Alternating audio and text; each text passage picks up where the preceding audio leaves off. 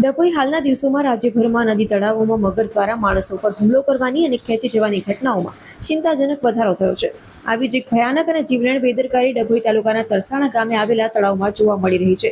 તળાવમાં વિશાળકાય મગરનો અડ્ડો હોવા છતાં પણ સ્થાનિક માછીમારો પોતાના જીવને હથેળીમાં મૂકીને ઊંડા પાણીમાં માછીમારી કરવા માટે ઉતરી રહ્યા છે. હાલના સમયમાં રાજ્યની વિવિધ નદીઓ અને તળાવોમાં મગરો દ્વારા પશુઓ તેમજ કિનારે જતા માણસોને ખેંચી જવાની ઘટનાઓ સતત અખબારોની હેડલાઇન બની રહી છે.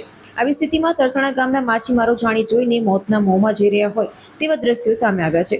સ્થાનિકોના મનમાં ઉઠતા વેધક સવાલો, જવાબદાર કોણ છે? જો તળાવોમાં કોઈ માછીમાર મગરનો શિકાર બનશે તો તેની જવાબદારી કોની રહેશે? વહીવટી તંત્રની, પંચાયતની કે પછી જીવ જોખમમાં મૂકનાર માછીમારોની? પોતાની તંત્ર ક્યારે જાગશે?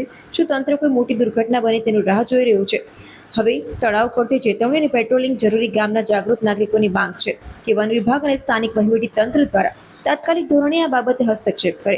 તળાવની આસપાસ મગર હોવાથી પાણીમાં ઉતરવું નહીં તેવા ચેતવણીના બોર્ડ મારવામાં આવે અને ગેરકાયદેસર જોખમી રીતે થતી માછીમારી પર તાત્કાલિક પ્રતિબંધ મૂકવામાં આવે, જેથી કોઈ મોટી દુર્ઘટનાને સમય રહેતા ટાળી શકાય.